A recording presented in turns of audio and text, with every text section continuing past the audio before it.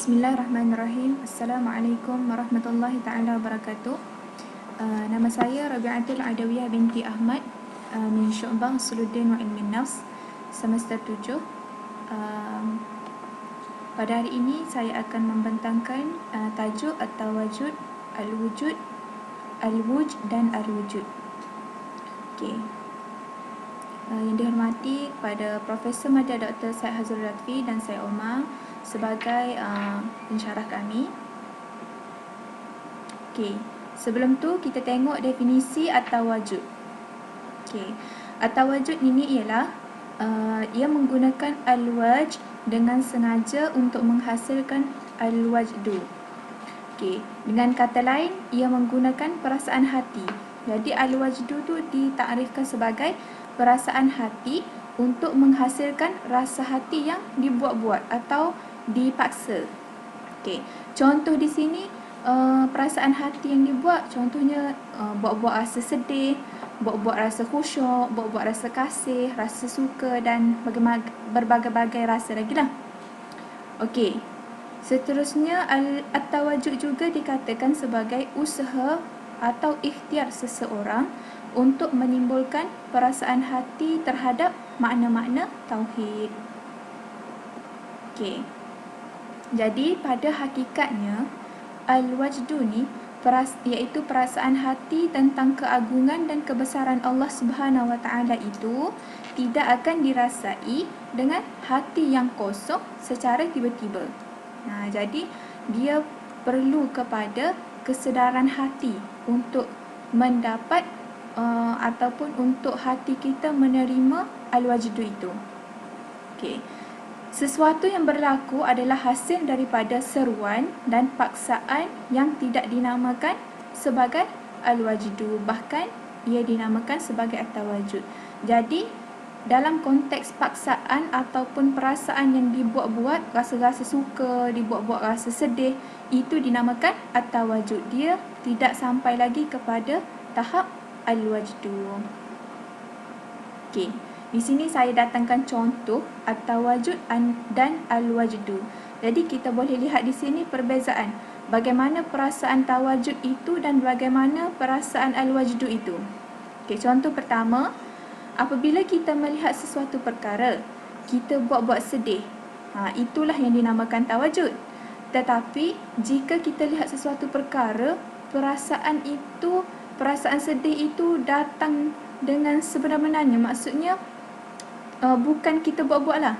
Itu ada dinamakan sebagai al-wajdu. Okey, contoh kedua di sini. Kita buat-buat rasa kasih kepada Allah, rindu kepada Rasulullah, tapi pada hakikat sebenarnya rasa kasih dan rindu itu tidak wujud sekalipun dalam diri kita. Itu dinamakan al-wajdu, at-tawajud di sini. Jadi jika rasa kasih kepada Allah, rasa rindu itu hadir dengan sebenar-benarnya, maksudnya bukan dengan paksaan, maka disitulah ia dinamakan sebagai al-wajdu. Jadi yang ketiga pula, contoh ketiga, apabila kita mendengar alunan qasidah contohnya, jadi akan hadir rasa sedih. Kalau kita buat-buat rasa sedih, kita dengar qasidah asyik dengan dia, kita rasa sedih, maka itu dinamakan tawajud. Tapi berlainan pula jika rasa sedih itu hadir dengan kesedaran hati yang sebenar-benarnya tentang makna-makna yang dilafazkan dalam qasidah itu, maka ia dinamakan sebagai al-wajdu. Jadi kita boleh bezakan di sini mana tawajud, mana al-wajdu. Secara ringkasnya, tawajud ni adalah perasaan yang dibuat-buat ataupun dipaksa oleh hati kita.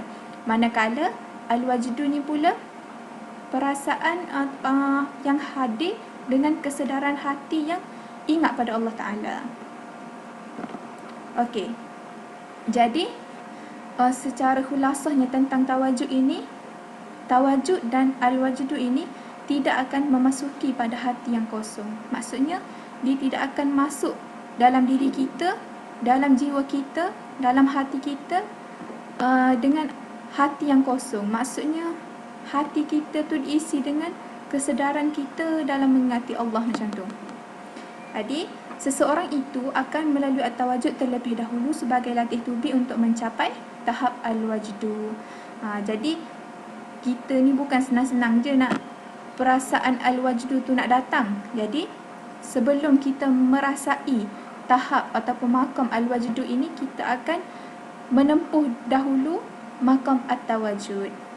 Okey, jadi di sini sebagaimana Rasulullah sallallahu alaihi wasallam bersabda, fa'abku fa illam tabku fatabaku. Yang dimaksudkan di sini adalah maka menangislah kamu. Jika kamu tidak mampu untuk menangis, maka paksalah diri kamu untuk buat-buat menangis. Itu sebagai proses permulaan. Itulah yang dinamakan fatabaku tu, buat-buat menangis itu adalah at-tawajud. Okey. Kita pergi kepada yang seterusnya. At-tawajud ni juga merupakan perasaan al-wajdu ini adalah perasaan hati yang sebenar, tidak akan timbul tanpa ada rasa ingin. Jadi dia tak akan timbul kalau kita tak nak benda tu. Okay. Jadi ia tidak akan menimbulkan rasa al-wajdu tanpa ada rasa at-tawajud.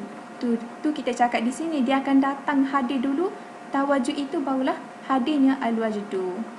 Okey, tujuannya apa? Supaya kita dapat meniru orang yang mempunyai sifat al-wajdu. Sebab tu kita digalakkan untuk merasai at-tawajud itu, sebab orang kata permulaan untuk kita meniru orang yang bersifat dengan sifat al-wajdu. Jadi, kita perlulah latihan at-tawajud tu untuk menghasilkan al-wajdu. Jadi benda tu saling berkait lah. Okey, sekiranya perasaan al-wajdu itu semata-mata ingin membangkitkan perasaan tabi'i, maka itu bukanlah tanda-tanda atau tanda-tanda sifat ahli tariqah.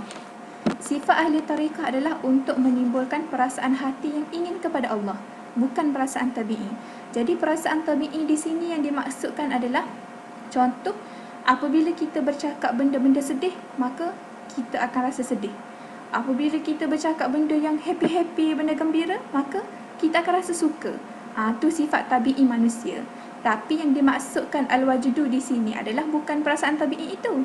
Perasaan yang dimaksudkan al-wajdu oleh ahli tariqah ini adalah perasaan hati yang ingin kepada Allah. Tu ada bezanya. Okey, kita tengok definisi al-wajdu pula.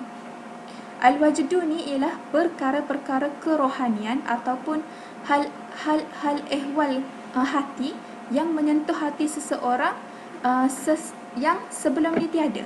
Maksudnya perasaan yang sebelum ni tiada, Allah campakkan dalam hati seseorang itu, dan hati dia tersentuh untuk merasai perasaan al-wajdu itu.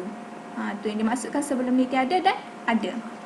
Okay, ia merupakan kesan daripada penyaksian, pemahaman dan keyakinan seseorang terhadap keagungan dan kebesaran Allah Subhanahu Wa Taala melalui kesan daripada melihat makhluk yang hadir di sekelilingnya.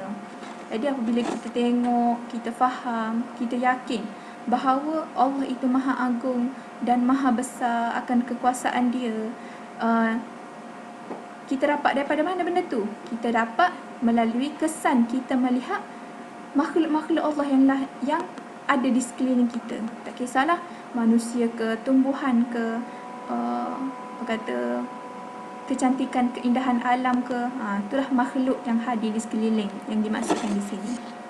Jadi hal itu, maka terzahirlah perasaan hati dalam hati seseorang itu secara tiba-tiba, tanpa kita reka, tentang keagungan, kebesaran dan kuasa Allah itu, kerana Allah telah mencampakkan dalam hati kita untuk mengenali dia.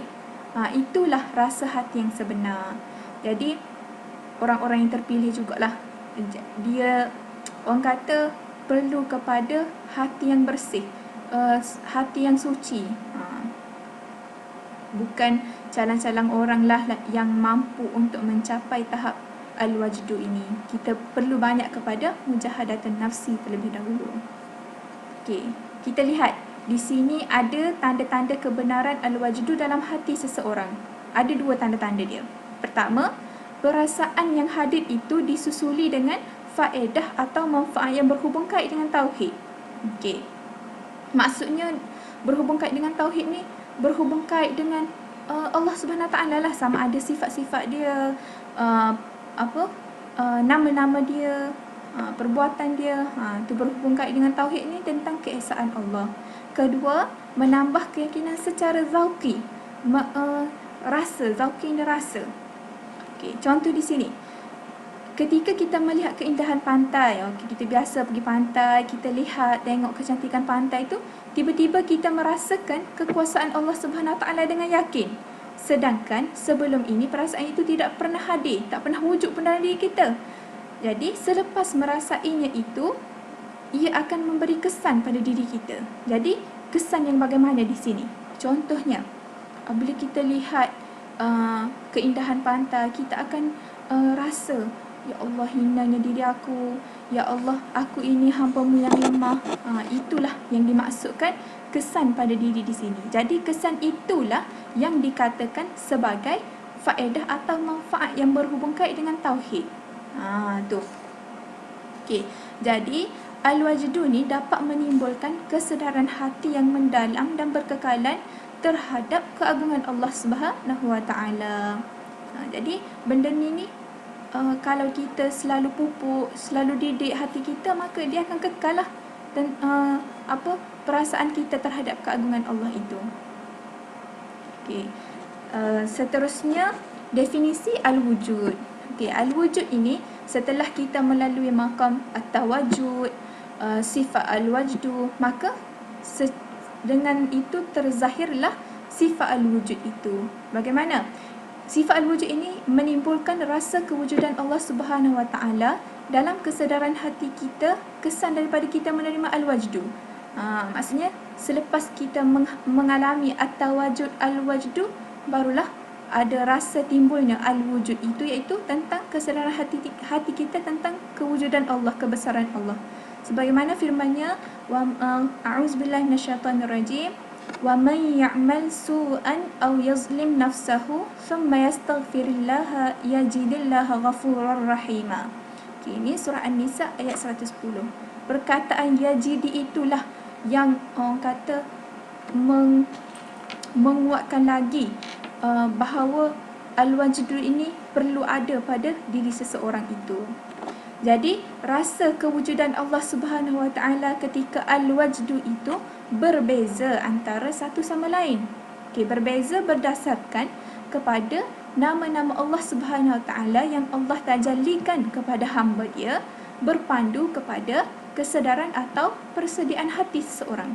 Jadi tak sama, sebab rohani seseorang ini berbeza. Ada orang rohaninya kecil, ada orangnya rohani dia besar. Jadi ada orang ni kesedaran dia kecil, sedikit. Ada orang ni kesedaran hati dia itu hebat. Jadi tu berpandu kepada hati kita lah.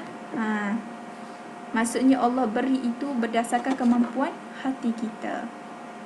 Okey, kesimpulannya di sini boleh disimpulkan bahawa at-tawajjud ini sebagai permulaan untuk kita mencapai tujuan akhir, iaitu al-wujud. Jadi perantaraan untuk kita sampai kepada al-wujud itu, kita perlu menghadapi al-wajdu. Al-wajdu itulah selepas kita mengalami al-wajdu, maka Allah akan campakkan dalam hati kita sifat al-wujud tentang keesaan Allah Subhanahu Wa Taala. Okey, saya rasa sekadar itu sahaja pembentangan saya pada hari ini. Wallahu a'lam. Syukran jazilan. Assalamualaikum warahmatullahi taala wabarakatuh.